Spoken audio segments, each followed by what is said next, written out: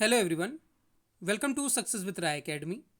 18 फरवरी 2021 के दैनिक जागरण के राष्ट्रीय संस्करण को आज की इस वीडियो में हम डिस्कस करेंगे। तो चलिए वीडियो को शुरू करते हैं।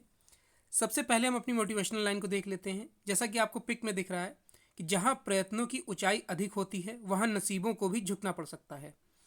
देखिए, इस लड़के के दोनों हाथ नहीं है लेकिन वो पैर से फुटबॉल खेल रहा है, यानी कि उसने प्रयास करना नहीं छोड़ा है, अपने आप को आगे बढ़ने से नहीं रोका है।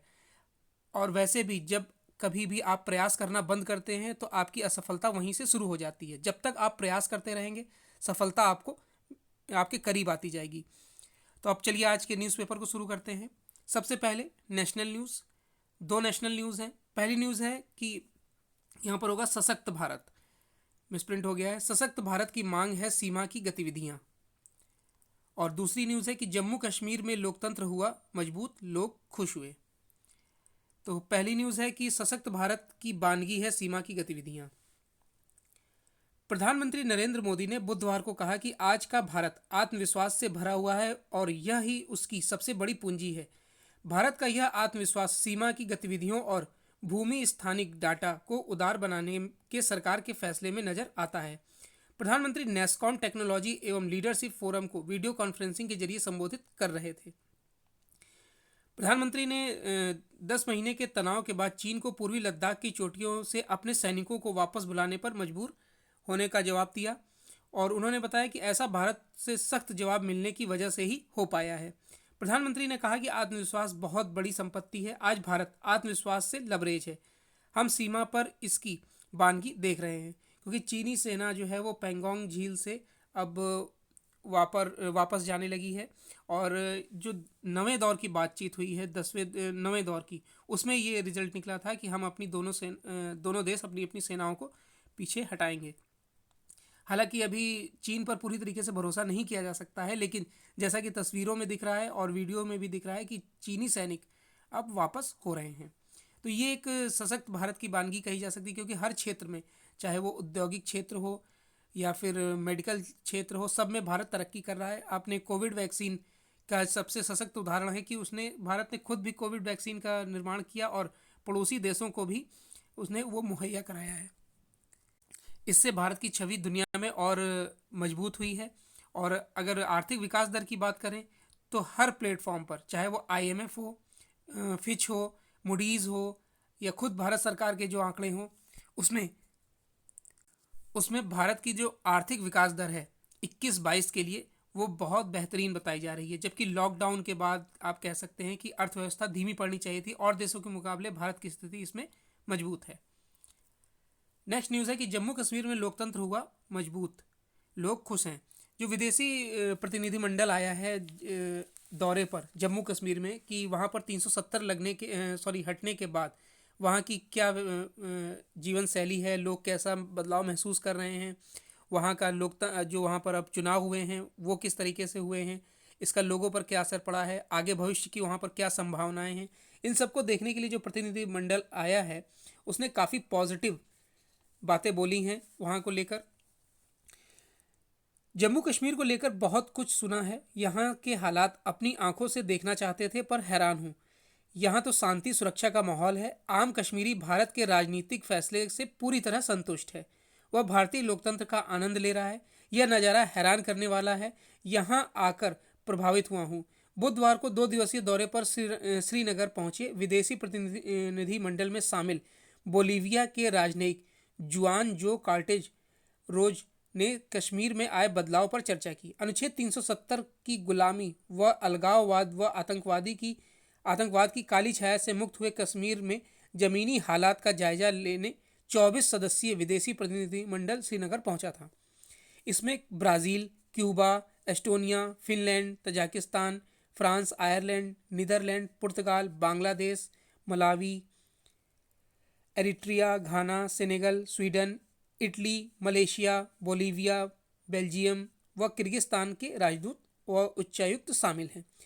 यूरोपीय संघ, अफ्रीका और इस्लामिक देशों का प्रतिनिधित्व करने वाले राजनयिकों को विदेश मंत्रालय ने पाकिस्तान द्वारा कश्मीरी मुद्दे पर चलाए दुष्प्रचार की असलियत जानने को कश्मीर में यात्रा का न्योता दिया है। अब नेक्स्ट है हमारा इंटरनेशनल पेज में 2 न्यूज़ हैं कि आज मंगल पर उतरेगा नासा के रोवर्स परसिवेरेंस, और दूसरी न्यूज़ है कि चीन को मानवाधिकार हनन के भुगतने होंगे परिणाम। ये स्टेटमेंट दिया है जो बाइडेन ने, और वो भी एक टीवी चैनल को इंटरव्यू देकर। जो बाइडेन ने इसमें जो चीन में मुस्लिमों को प्रताड़ित किया जा रहा है और उन पर अलग अलग तरीके के प्रतिबंध लगाए जा रहे हैं, उस पर यह स्टेटमेंट दिया है। तो अमेरिका के राष्ट्रपति जो बाइडेन ने चेतावनी दी है कि मानवाधिकारों का लगातार हनन करके दुष्परिणाम चीन को भुगतने होंगे।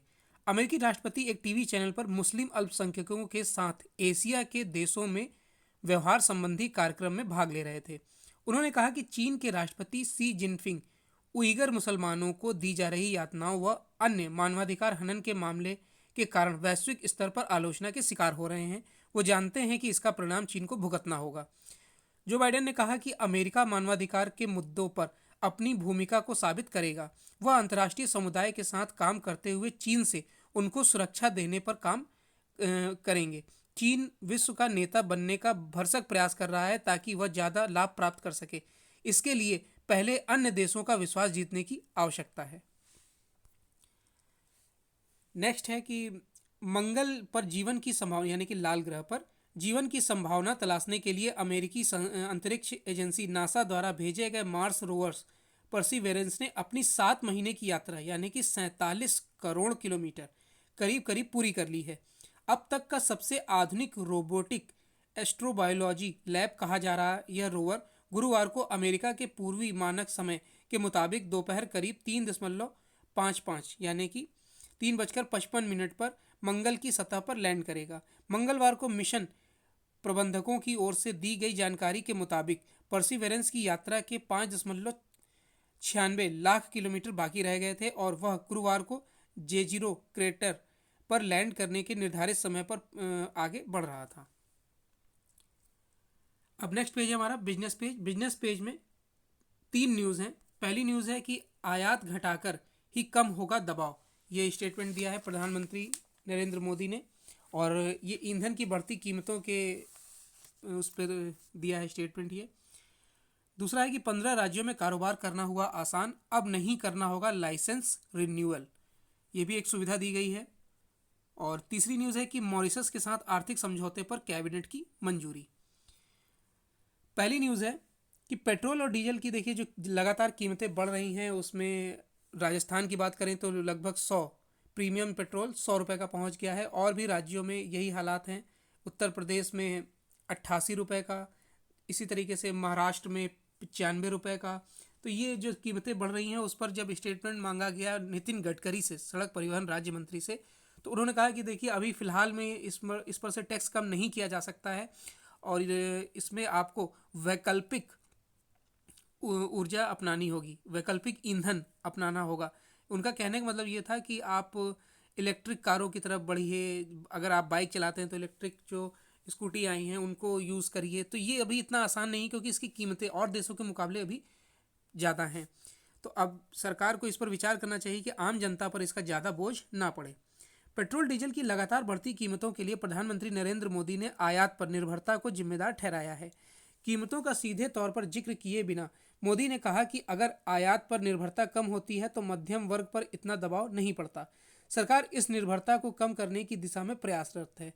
तमिलनाडु में तेल एवं गैस परियोजना के उद्घाटन समारोह में मोदी ने कहा कि 2019-20 में भारत ने तेल जरूरतों का 85% और गैस जरूरतों का 53% आयात किया। उन्होंने कहा कि क्या हम आयात पर इतना निर्भर रह सकते हैं? मैं किसी की आलोचना नहीं कर रहा, लेकिन अगर हमने इस दिशा में पहले सोचा होता तो आज मध्यम वर्ग इतना दबाव महसूस ना कर रहा होता। आयात पर निर्भरता घटाने के साथ ही सरकार ऊर्जा के विविध स्रोतों को भी बढ़ाने पर फोकस कर रही है। मोदी ने कहा कि इस समय नवीकरणीय ऊर्जा स्रोतों पर जोर दिया जा रहा है। 2030 तक देश में उत्पादित कुल ऊर्जा में 40% हिस्सेदारी नवीकरणीय ऊर्जा स्रोतों की होगी। नेक्स्ट है कि 15 राज्यों में ईज ऑफ डूइंग बिजनेस यानी कि EODB सुधार प्रक्रिया को सफलतापूर्वक पूरा कर लिया गया है। अब इन राज्यों में कारोबार करना काफ़ी आसान होगा। यहाँ हर साल कारोबारियों को लाइसेंस का रिन्यूअल नहीं कराना होगा। सुधार के तहत हर साल रिन्यूअल प्रणाली को खत्म कर दिया गया है। ईओडीबी सुधार प्रक्रिया अपनाने से राज्यों को भी फायदा हुआ है। इन 15 राज्यों को 38,088 करोड़ रुपए का अतिरिक्त ऋण जुटाने की अनुमति दी गई है। केंद्र की तरफ से कोरोना काल में राज्यों को यह पेशकश की गई थी। इज ऑफ डूइंग बिजनेस सुधार प्रक्रिया पूरा करने वाले राज्यों में कंप्यूटरीकृत केंद्रीय औचक निरीक्षण प्रणाली को भी लागू करना होगा। अधिनियमों के तहत जहां निरीक्षकों की तैनाती केंद्रीय रूप में होती है, उस निरीक्षक को बाद के वर्षों में उसी इकाई में निरीक्षण की इजाज़त नहीं होगी। कारोबारियों को निरीक्षण से पूर्व सूचना उपलब्ध कराई जाएगी और निरीक्षण के 48 घंटों के अंदर रिपोर्ट अपलोड करना जरूरी होगा। नेक्स्ट न्यूज़ है कि मॉरिशस के साथ आर्थिक समझौते पर कैबिनेट की मंजूरी। प्रधानमंत्री नरेंद्र मोदी की अध्यक्षता वाली कैबिनेट कमेटी ने बुधवार को मॉरिशस के साथ comprehensive economic cooperation and partnership agreement के लिए अपनी मंजूरी दे दी है। दोनों देशों की आपसी सहमति से तारीख निर्धारित कर जल्द ही इस समझौते पर हस्ताक्षर किए जाएंगे। मॉरिशस के साथ जो comprehensive economic cooperation and partnership agreement होने से भारत से 310 उत्पादों के निर्यात को प्रोत्साहन मिलेगा। इनमें कृषि व खाद्य उत्पादों के साथ साथ टेक्सटाइल, प्लास्टिक, केमिकल के उत्पाद शामिल हैं। मॉरिशस में सेवा क्षेत्र के लिए भी मौके खुले हैं। 11 प्रकार के सेवा क्षेत्र में भारत के प्रोफेशनल मॉरिशस में अपनी सेवा दे सकते हैं। नेक्स्ट पेज है हमारा एडिटोरियल पेज। एडिटोरियल पेज में 3 आर्टिकल हैं। पहला आर्टिकल है कि बौद्धिक मायाजाल रचने वालों की बेचैनी। विदेशी चंदे, कम्युनिस्टों, कांग्रेस और दूसरे कई दलों के संरक्षण से जो वर्ग आज़ादी के बाद से ही फल फूल रहा था, वह अब बेचैन हो उठा है। इसी पर लिखा गया है आर्टिकल, और यह आर्टिकल लिखा है लेखक, राजनीतिक विश्लेषज्ञ एवं वरिष्ठ स्तंभकार प्रदीप सिंह द्वारा। दूसरा आर्टिकल है आत्मनिर्भरता का आधार है निजीकरण। यह समझने की जरूरत है कि आत्मनिर्भरता के लिए सभी को रोजगार पहली कसौटी है। इसी पर लिखा गया है आर्टिकल, और यह आर्टिकल लिखा है अर्थशास्त्र के प्रोफेसर डॉक्टर सुरजीत सिंह गांधी द्वारा। और तीसरा आर्टिकल है रेल रोकने की जिद। अब जिस तरीके से किसान आंदोलन में किसान संगठनों ने रेल रोकने की जिद पकड़ रखी है, उस पर भी मतभेद हैं। किसान संगठनों में ही मतभेद हैं। तो आगे देखिए इसमें क्या होता है। इसी पर लिखा गया है ये आर्टिकल। तो हम पहले आर्टिकल से अपने शुरू करते हैं कि जनतांत्रिक ढंग से चुनी हुई सरकार को अस्थिर करने की राजनीतिक दलों की कोशिशों के किस्से तो आम है, लेकिन गैर राजनीतिक संगठनों और व्यक्तियों की ऐसी कोशिश, और वह भी 7 साल से लगातार चलने के उदाहरण बहुत कम ही मिलते हैं। समय के साथ साथ इन तत्वों की हताशा और बेचैनी बढ़ती जा रही है। ताज़ा कोशिश किसान आंदोलन के बहाने देश में अराजकता फैलाने की थी। इस कोशिश के प्रमाण सामने आने लगे हैं। आरोपियों को बचाने, उसके समर्थन में खड़े होने के लिए अजीब तर्क दिए जा रहे हैं। देखिए, किसान आंदोलन में जो 26 जनवरी को जो आप कह सकते हैं कि उपद्रव हुआ था, उस पर भी अब जो दूसरे राजनीतिक दल हैं, विपक्ष हैं, कुछ बौद्धिक लोग हैं, वो अब उन लोगों को बचाने के लिए आगे आ रहे हैं जो उसके मुख्य कह सकते हैं अपराधी माने जा रहे हैं, जिनको गिरफ्तार किया जा रहा है। तो ऐसे लोग का अगर आप बचाव कर रहे हैं तो एक तरीके से आप इन लोगों को बढ़ावा दे रहे हैं और भारत को ही कमज़ोर बनाने की कोशिश कर रहे हैं। हो सकता है कि आपका विरोध किसी एक इंसान से हो, एक पार्टी से हो, लेकिन अगर आप इस तरीके से घृणा करेंगे तो उससे आपको कुछ हासिल नहीं होगा। बल्कि नरेंद्र मोदी जी को देखा जाए तो वो और सशक्त भूमिका में नज़र आते जा रहे हैं। वो ऐसे निर्णय ले रहे हैं जिससे विपक्ष बेचैन हो रहा है। हालांकि विपक्ष के पास भी मौका है, वो अपनी बात रख सकता है, लेकिन अगर वो षड्यंत्र के तहत किसी को उकसाएगा और सोचेगा किसान आंदोलन के बहाने वो अपनी राजनीति चमका ले, तो ऐसा मुश्किल दिख रहा है। इस बार किसानों के नाम पर षड्यंत्र रचा गया है। इसकी तैयारी दिसंबर से चल रही थी। ग्रेटा थनबर्ग ने गलती से टूल किट, जिसमें देश भर के आंदोलन फैलाने की पूरी योजना थी, ट्वीट न किया होता तो अभी तक बोलने की आज़ादी और जनतांत्रिक मूल्यों का बहाना चलता रहता। इस योजना में शामिल 21 वर्षीय दिशा रवि की गिरफ्तारी के बाद कहा जा रहा है कि भला कम उम्र की लड़की को गिरफ्तार क्यों किया गया है। उसके अपराध और उसकी गंभीरता की बात नहीं हो रही है। आखिर कानून कब से बालिकों की उम्र के आधार पर उनका अपराध तय करने लगा है। 21 साल की उम्र में आप शादी कर सकते हैं, इम्तिहान पास करके आईएएस आईपीएस बन सकते हैं। माता पिता अपने 21 साल के बेटा या बेटी को देश के लिए बलिदान होने के लिए फौज में भेज सकते हैं, लेकिन 21 वर्षीय आरोपी की जांच नहीं हो सकती। इसमें जनतंत्र खतरे में ही पड़ेगा। बहुत सही इन्होंने ये लाइनें लिखी हैं कि आप 21 साल के इंसान को इतनी छूटें दे सकते हैं, लेकिन जब आपराधिक बात किया है तो आप उसे कम उम्र बोल के टाल नहीं सकते हैं। आंदोलन के इतर भी ये लोग कई मोर्चों पर सक्रिय हैं। यह भी क्रोनोलॉजी देखिए। जिन लोगों को उत्तर प्रदेश के मुख्यमंत्री योगी आदित्यनाथ फूटी आंख नहीं सुहाते, वे अब उन्हें प्रधानमंत्री पद के दावेदार के रूप में पेश कर रहे हैं। उनकी ओर से कहा जा रहा है कि उत्तर प्रदेश डूब रहा है, लेकिन योगी की छवि चमक रही है और वह मोदी को चुनौती दे रहे हैं। कोई अंधा भी बता सकता है कि करीब 3 दशक के बाद उत्तर प्रदेश तेज गति के विकास से रास्ते पर बढ़ रहा है। संगठित अपराध की कमर टूट चुकी है, राज्य में निवेश लगातार बढ़ रहा है, लेकिन ऐसे लोगों को तथ्यों से कोई लेना देना नहीं है। रही बात चुनौती की, तो मोदी को सिर्फ मोदी ही चुनौती दे सकते हैं। वाकई में जो योगी आदित्यनाथ हैं, उन्होंने जो आपराधीकरण है उत्तर प्रदेश में उसको कम किया है, और जिस तरीके से स्टूडेंट्स के लिए अभी फ्री कोचिंग चलाई जा रही है, वो भी एक माइलस्टोन साबित हो रहा है योगी आदित्यनाथ के लिए। औद्योगिक क्षेत्रों में भी वो विकास कर रहे हैं। हर क्षेत्र में उत्तर प्रदेश अब अपने 3 दशक के रिजल्ट से आगे बढ़ रहा है। इस तरह के सभी प्रयासों के मूल में मुख्य रूप से 3 इच्छाएं छिपी हैं। एक, मोदी से जल्दी छुटकारा मिले। दूसरा, जो विपक्ष चाहता है, दूसरा कि मोदी के बाद अमित शाह ना आने पाएं, और तीसरा है कि मोदी और शाह और योगी एक दूसरे को शक की निगाह से देखने लगें। प्रधानमंत्री मोदी और गृह मंत्री अमित शाह को संदेश दिया जा रहा है कि योगी का कद बढ़ रहा है, इससे कटिए।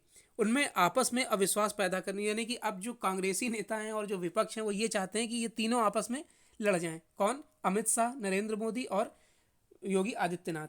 तीनों की छवि एक, आप कह सकते हैं कि निर्णायक भूमिका निभाने वालों में से है, त्वरित कार्रवाई करने वालों में से है, क्योंकि अमित शाह ने ही 370 हटाया जम्मू कश्मीर से, और भी कई निर्णय लिए हैं। 3 तलाक का मुद्दा हो, ऐसे कई निर्णय अमित शाह द्वारा लिए गए हैं, जो कि गृह मंत्री हैं। प्रधानमंत्री नरेंद्र मोदी के आप स्टेटमेंट और उनके फैसले देखते ही हैं। योगी आदित्यनाथ के भी फैसलों की चर्चा अभी इस पर करी गई है कि वो किस तरीके से त्वरित कार्रवाई करते हैं। तो ये विपक्ष चाहता है कि ये तीनों लोग आपस में ही लड़ें, अपने फैसलों को लेकर एक दूसरे से लड़ें या फिर शक की निगाह से देखें, जो कि ऐसा होता नहीं दिख रहा है। पिछले 7 सालों में पार्टी संगठन और सरकार में अपेक्षाकृत युवा लोगों को आगे बढ़ाया गया है। इसकी वजह यह है कि ये असुरक्षा की भावना से ग्रस्त नेता नहीं हैं। ये संघर्ष से निकलकर यहाँ तक पहुँचे हैं। उनकी ताकत लोगों का विश्वास और समर्थन में है। ये इन षड्यंत्रों और बौद्धिक चालबाजियों के माया जाल में फंसने वाले नहीं हैं, पर कोशिश करने वाले कहाँ मानते हैं।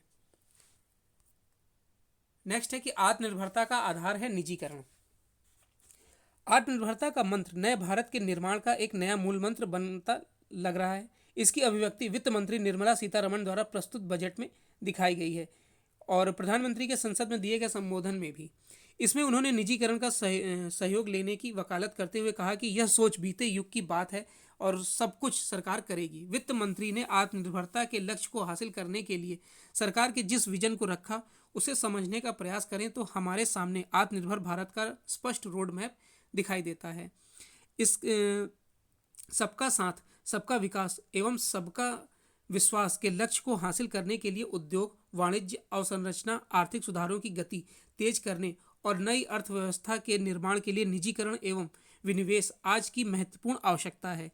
इसमें एक तरफ रोजगार के स्तर को बढ़ाने में मदद मिलेगी, दूसरी ओर समाज के सभी वर्गों के बेहतर जीवन स्तर के लिए शिक्षा, स्वास्थ्य, कृषि, सिंचाई, जल, स्वच्छता और कौशल की उपलब्धता के साथ साथ ग्रामीण विकास को भी प्रोत्साहन मिलेगा। अब देखिए, जैसा कि निजीकरण की इसमें बात हो रही है, तो अभी आपने 2 दिन पहले न्यूज़ में देखा होगा कि 4 बैंकों को और एक बीमा सेक्टर को कंपनी को निजीकरण करने की बात करी जा रही थी। 4 बैंक कौन कौन से थे? Bank of Maharashtra, Indian overseas bank, bank of India और सेंट्रल बैंक ऑफ इंडिया। इनका निजीकरण किया जाएगा, ये सरकार ने फैसला लिया है। तो निजीकरण में क्या होगा कि इनके कर्मचारी अब प्राइवेट सेक्टर के माने जाएंगे, जो कि एक बहुत साहसिक कदम माना जा सकता है, क्योंकि इतने वर्षों में सरकार ने कभी भी इस तरफ कोई स्टेटमेंट या न दिया न लेने का प्रयास किया। और लेकिन अब सीधे तौर पर यह बोला जा रहा है कि 4 बैंकों को प्राइवेट किया जाएगा, यानी कि आगे और भी ये प्रक्रिया चलती रहेगी। भारत सरकार ने जो उनकी भेल हैं और जो LIC सब में विनिवेश की जो योजना बनाई है, वो भी एक साहसिक कदम माना जा सकता है। इसमें होगा क्या कि प्राइवेट सेक्टर में ये बैंक जाने से इसकी स्थिति सुधरेगी, क्योंकि वित्त मंत्रालय बार बार इसमें पूंजी डालता रहता है ताकि इसकी स्थिति को मजबूत किया जाए, लेकिन तब भी कर्मचारियों की जो सैलरी का बोझ है वही इस पर पड़ता है, यानी कि ये बैंक जो है वो हमेशा घाटे में चलते हैं। इसको अब प्रॉफिट में लाने के लिए ही इसका निजीकरण किया जा रहा है। आत्मनिर्भर के लिए सभी को रोजगार पहली कसौटी है। सीमित सरकारी नौकरियां एवं युवाओं की बढ़ती संख्या को रोजगार उपलब्ध कराने के लिए निजी संस्थानों की भूमिका अहम होती है। दिसंबर 2020 में 2.93 करोड़ लोगों को रोजगार देने वाले विनिर्माण क्षेत्र ने जनवरी 2021 में 2.97 करोड़ लोगों को रोजगार दिया। विनिर्माण क्षेत्र ही बुद्धि का इंजन बन सकता है, बशर्ते शोध एवं विकास द्वारा पुरानी नीतियों के सुधार के साथ इसे प्रोत्साहन दिया जाए। गैस पाइपलाइन, राजमार्ग, रेलवे, मेट्रो, विमानन आदि ऐसे क्षेत्र हैं जिसमें रोजगार सृजन की अत्यधिक संभावनाएं हैं। सरकार निरंतर यह प्रयास कर रही है कि आत्मनिर्भर संभावना वाले उद्योगों की पहचान कर उनके निर्माण की क्षमता को बढ़ाकर रोजगार को बढ़ाया जा सके। श्रम उत्पादकता को बढ़ाने के लिए लोगों को कृषि से उद्योगों की तरफ मोड़कर भी रोजगार सृजन किया जा सकता है। पीस रिसर्च इंस्टीट्यूट के अनुसार 2014 से 2019 तक भारत ने 16.75 अरब डॉलर के रक्षा उपकरणों का आयात किया। भारत विश्व में हथियारों का दूसरा सबसे बड़ा आयातक देश है। सरकार ने 100 से अधिक हथियारों एवं उससे संबंधित सामान के आयात पर प्रतिबंध ही नहीं लगाया, बल्कि देश में ही उनके उत्पादन को प्रोत्साहन भी दिया है। रक्षा क्षेत्र में आत्मनिर्भरता की असीम संभावनाओं पर खरा उतरते हुए निजी एवं विदेशी निवेशकों के आने के बाद से देश में उच्च तकनीक युक्त तोप, हल्के लड़ाकू विमान, मिसाइल आदि का उत्पादन आरंभ हो चुका है। आत्मनिर्भरता के लिए व्यय की गुणवत्ता को भी बढ़ाना होगा। यदि आज की परिस्थितियों में 8-9% विकास दर को हासिल करना है तो बैंकों को अपने ऋण आवंटन में 14 से 15% की वृद्धि करनी होगी। मौजूदा हालात में सरकारी बैंक ऐसा करने में सक्षम नहीं है। ऐसे में निजीकरण और सरकारी बैंकों का विलय ही सही उपाय है। बुनियादी ढांचे के लिए दीर्घ अवधि की पूंजी उपलब्ध करवाने में बीमा क्षेत्र अहम भूमिका निभा सकता है। बीमा क्षेत्र में FDI सीमा 74% करने से इस क्षेत्र को नई पूंजी प्राप्त करने और कारोबार बढ़ाने के साथ साथ इसकी गुणवत्ता में भी सुधार होगा। नेक्स्ट है कि रेल रोकने की जिद। कृषि कानून विरोधी आंदोलन के तहत रेल रोकने की तैयारी पर किसान नेताओं के बीच मतभेद उभर आना स्वाभाविक है। कानून एवं व्यवस्था पर यकीन करने और आम जनता के दुख दर्द को समझने वाला कोई भी व्यक्ति खुद को ऐसे आंदोलन से जोड़ना नहीं चाहेगा जिसका मकसद लोगों को तंग करना और एक तरह से उन्हें बंधक बनाना है। रेल रोको सरीखे जनविरोधी कृत्य आम तौर पर जोर जबरदस्ती के बल पर ही अंजाम दिए जाते हैं। हैरानी नहीं है कि रेल रोको आंदोलन के दौरान यही सब देखने को मिल रहा है। वैसे भी सबने देखा है कि किसान नेताओं ने दिल्ली में गणतंत्र दिवस मनाने के नाम पर देश को किस तरह कलंकित किया। यह दुर्भाग्यपूर्ण है कि इस कलंक की अनदेखी कर पहले वाहनों का चक्का जाम करने की कोशिश की गई और अब रेल रोकने की जिद ठान ली गई है। निसंदेह देश का कोई भी किसान यह नहीं चाहेगा कि उसके नाम पर लोगों को तंग किया जाए, लेकिन राजनीतिक उल्लू सीधा करने के फेर में जुटे अधिकतर किसान नेताओं को इसकी कोई परवाह नहीं है। ये हठधर्मी दिखाने पर आमादा हैं। इस तथाकथित किसान आंदोलन में किस कदर हठधर्मिता हावी है इसका पता उन नेताओं के किनारे हो जाने से चलता है जो सुलह समझौते की राह पर चलने के हामी थे। तो ये एडिटोरियल पेज के 3 आर्टिकल थे। अब नेक्स्ट पेज हमारा स्पोर्ट्स पेज। स्पोर्ट्स पेज में एक न्यूज़ है कि नडाल का 21वां ग्रैंड स्लैम खिताब जीतने का सपना टूट गया है। दिग्गज टेनिस खिलाड़ी राफेल नडाल का 21वां ग्रैंड स्लैम सिंगल्स खिताब जीतने का सपना बुधवार को ऑस्ट्रेलियाई ओपन के क्वार्टर फाइनल में स्टेफनोस सितपितास से हारकर टूट गया। नडाल अगर यह टूर्नामेंट जीत जाते तो वह ग्रैंड स्लैम पुरुष सिंगल का सबसे ज़्यादा बार खिताब जीतने वाले खिलाड़ी बन जाते। अभी वह और रोजर फेडरर 20-20 पर ग्रैंड स्लैम सिंगल्स खिताब जीत चुके हैं। तो ये आज का 18 फरवरी 2021 का दैनिक जागरण का राष्ट्रीय संस्करण था। आई होप आपको वीडियो अच्छा लगा होगा। अगर आपको वीडियो अच्छा लगा हो तो लाइक और शेयर कर दीजिएगा। वीडियो देखने के लिए धन्यवाद।